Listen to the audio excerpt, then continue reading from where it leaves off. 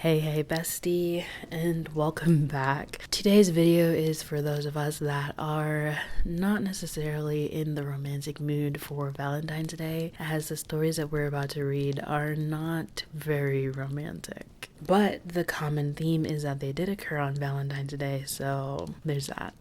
I hope you guys enjoy these stories, and if you do, please leave a like and don't forget to subscribe. Story number 1. This one is from several years ago, but with Valentine's Day around the corner, this seems to be a good time to share it here. In most of the metro areas I've worked, Valentine's Day is a busy night. People trying to get away from their kids for a night, young couples that may still be living at home and want some privacy. You get the idea.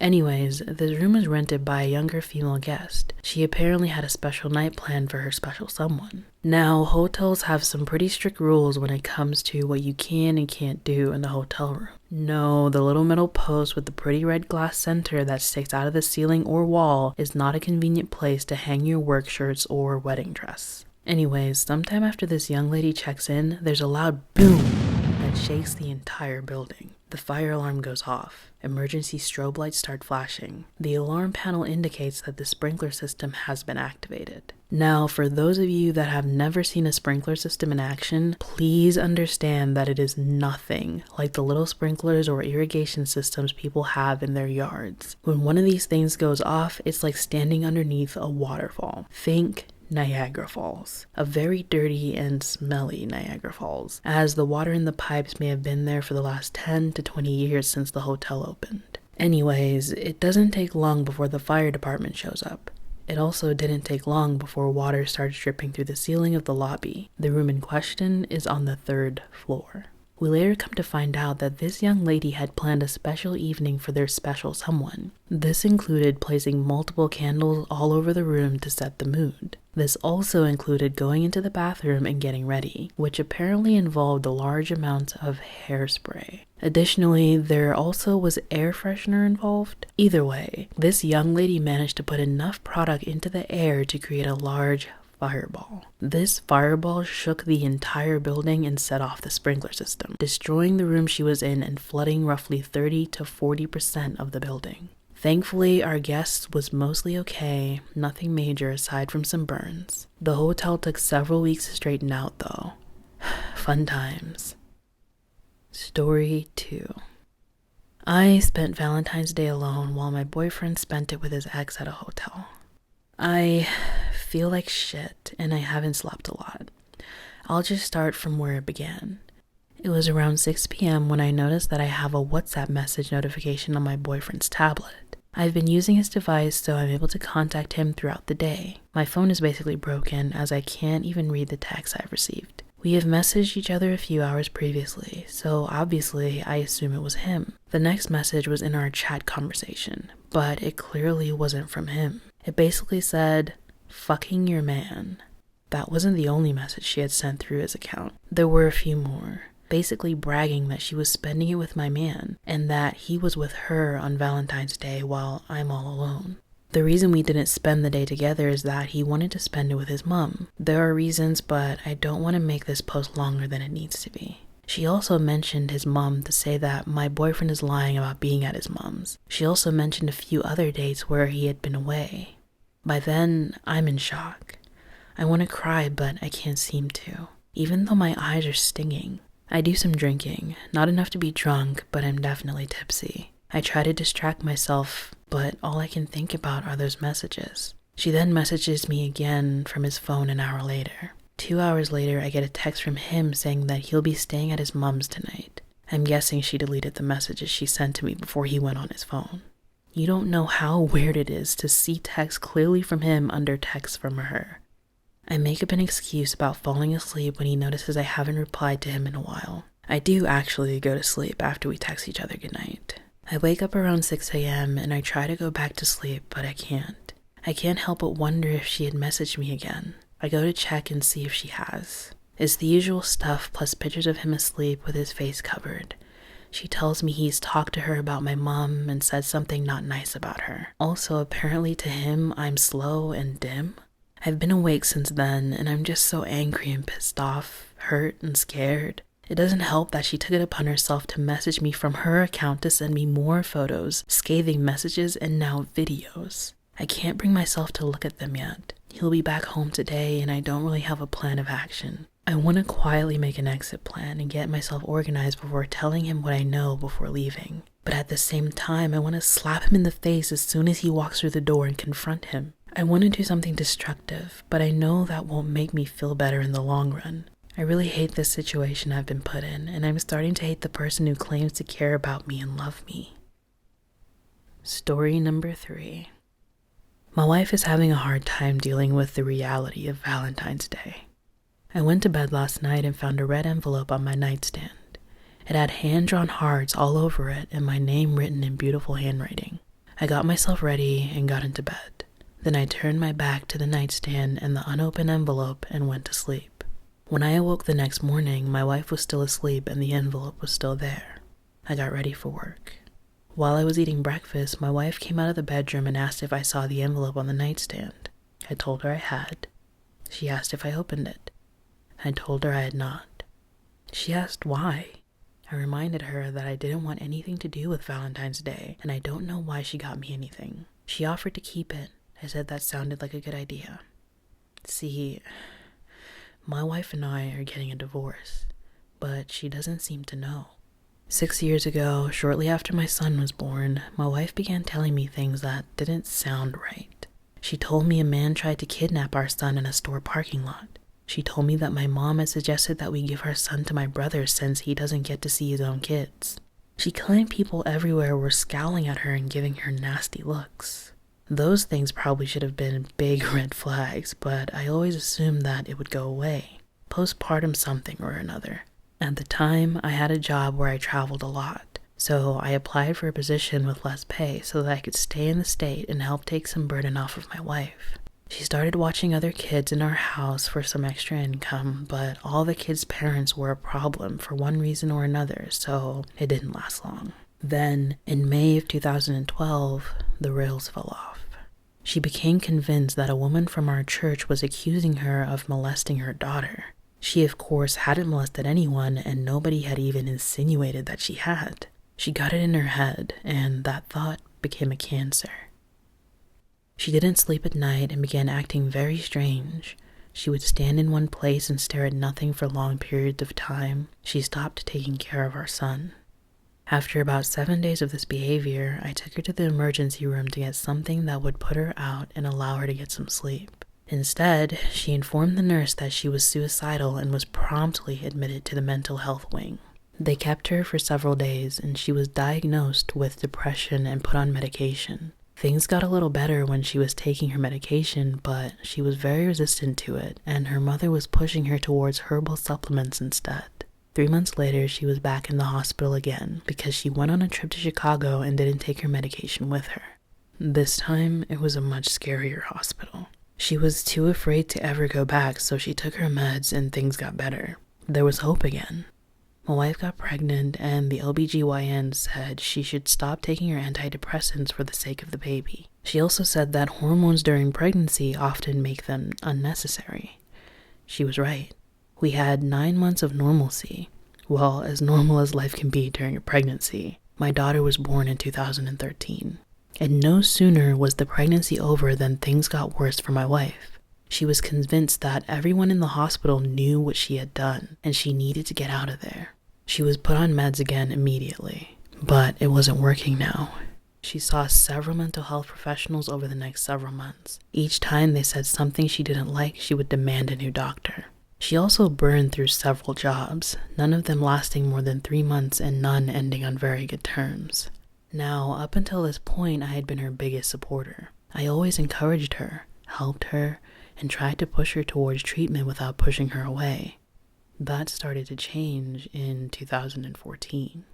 One night after work at one of her short-lived jobs, she came home and told me she couldn't stand living with me. This came as a surprise because there has been no fighting leading up to this, but I respected her wishes and went to stay with my brother for a while. She asked me back after just a few days and I obliged. A few weeks later, we had an argument in the car and she flicked my brother off for no reason. During this argument, she screamed at me that she wanted a divorce right in front of the kids. At Christmas Eve, there was an outburst at my parents' that ended with her leaving with the kids and me staying behind to try and fix the situation she had left. The result was her being declared not welcome at my parents' home. A few weeks later at the dinner table, she got very upset with me for using my middle finger to navigate on my phone. This was setting a bad example for the kids, she said. Then she promptly threw her fork at me. I told her she had to leave and not come back until she was calm. At this point, she attacked me and punched me repeatedly, all of this directly in front of the kids. Understand that I am a 6'3" and roughly 240-pound man. She is about 5'1" and around 160. Her flurry of punches didn't inflict any physical damage, and I tried to get her to understand she was making a huge mistake. A few months later, it was me defending the sweet old man across the street, who she claimed was trying to molest our children while I videotaped it. That was the second time I got assaulted. I informed her at that time that I would not put up with it, and if it ever were to happen again, I will file for a divorce. Less than a month later, it happened again, when I informed her that I was taking the kids to see their grandma for her birthday. This, of course, was outrageous because she was not welcome there. This time I recorded the incident and informed her that our marriage was over. That was September of last year. Since that time, I have saved up and paid the retainer for a lawyer who is drafting up separation agreements this week. I have informed my wife on 4 separate occasions that I would be filing for a divorce. Each time, she's acted as if it was the first time she'd heard it. Each time, she's gotten very upset and made absurd accusations of me. Each one I have recorded. But no matter how many times I tell her, she doesn't seem to understand. I still get texts from her with kissy faces or hearts. Every time it means I'm going to have to explain things to her again. This is what makes the Valentine's Day card so sad. She was excited to give it to me and really wanted to see me open it. It breaks my heart because this is a window back to the woman I fell in love with. But I know it's just an illusion. So while I wait for my lawyer to draft up the separation agreement, I am stuck here with this woman who sometimes resembles my wife. But instead of working through the decisions that need to be made about the kids in our home, I'm breaking my wife's heart over and over by reminding her that our marriage is over. Update. I was trying to reply to everyone, but it turned out to be too much. There are a few specific points I would like to make. To those asking, yes, my wife has met with psychiatrists, 7 of them to be precise.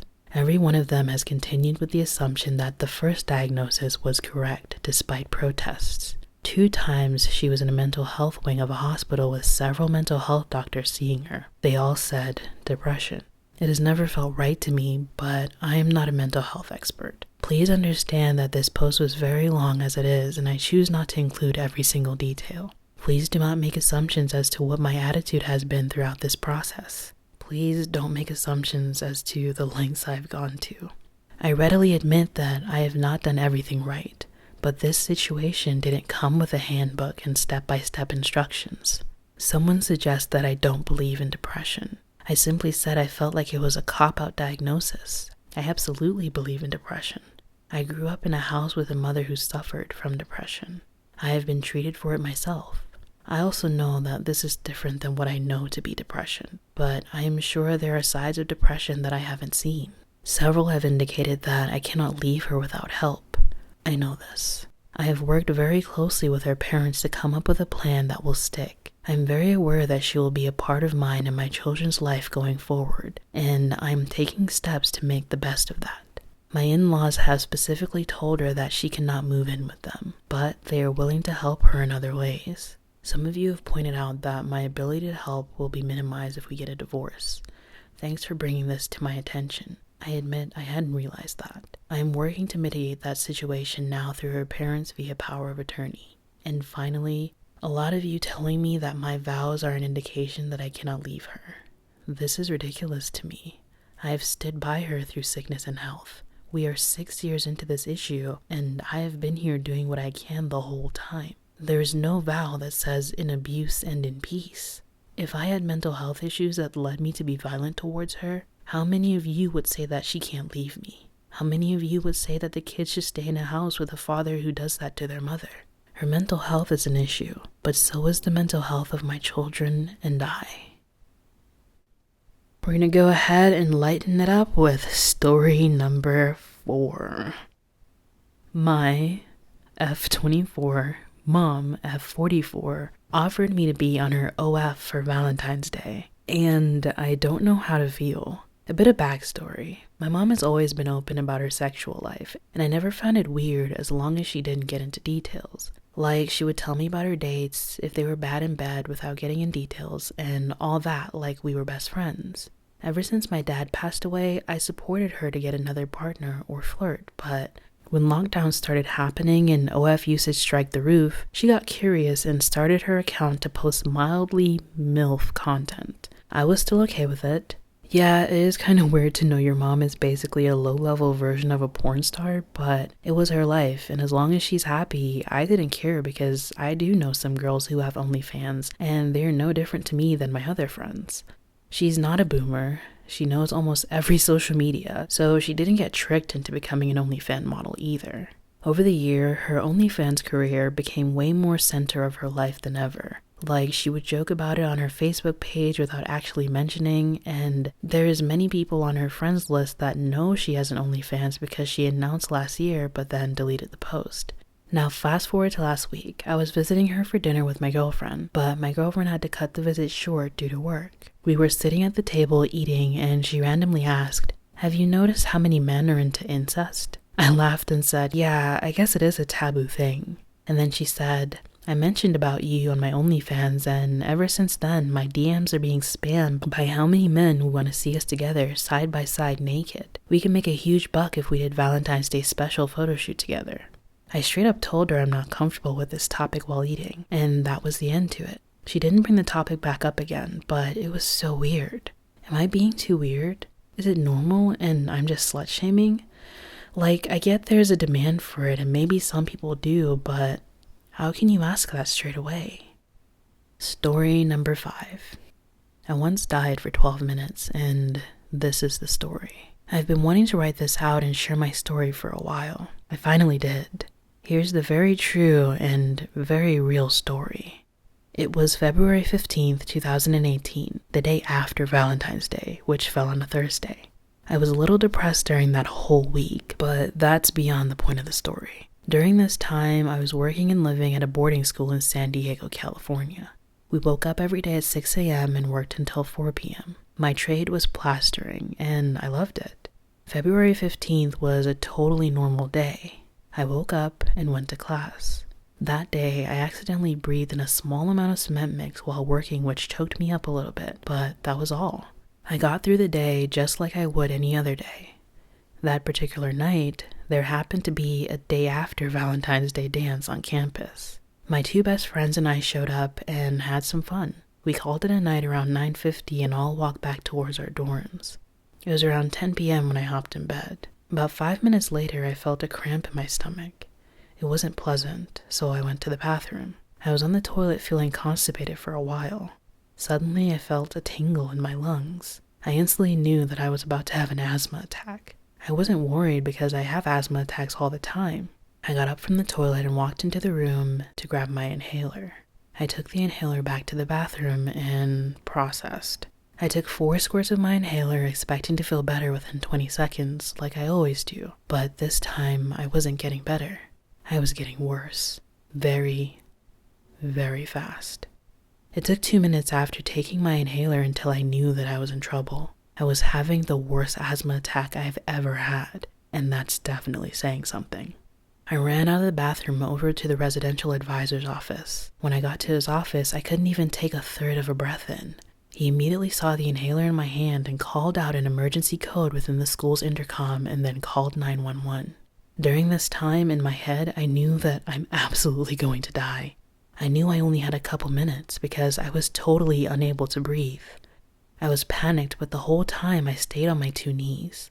Time started to slow. I started to calm down. I felt a super lovely warmth inside my heart. I felt pure bliss. Then, blackness. I have never been able to explain this blackness that overtook me. It's literally pure nothingness. I suddenly woke up. It took me a second to realize what's happening, but my senses came back on one by one. First, my hearing. I heard the machines beeping and the doctors communicating. Then my vision. I see the white walls of the hospital and over 8 doctors and nurses surrounding me. Then, my sense of touch. I realize I'm connected to a ventilator and hooked up to multiple IVs. My heart was racing, but I felt very relieved. I was in the hospital's ICU for 4 days, and general ward for 2 more days. My prognosis was status asthmaticus, which turned into acute respiratory failure/arrest. They lost all vitals for 12 minutes, breathing and heartbeat, and I woke up a couple minutes after hooking me onto the ventilator and administering epinephrine. This was an experience I think about daily. I hope this never happens to me again or anyone else. I had an asthma attack which turned into a respiratory failure/arrest, then woke up in a hospital on a ventilator. Alright, my friends, that is all of our Valentine's Day stories that are not love themed. And if you enjoyed these stories, please feel free to leave a like, and YouTube thinks you'll be interested in the next video over here. Until next time, stay cute. Love you. Bye-bye.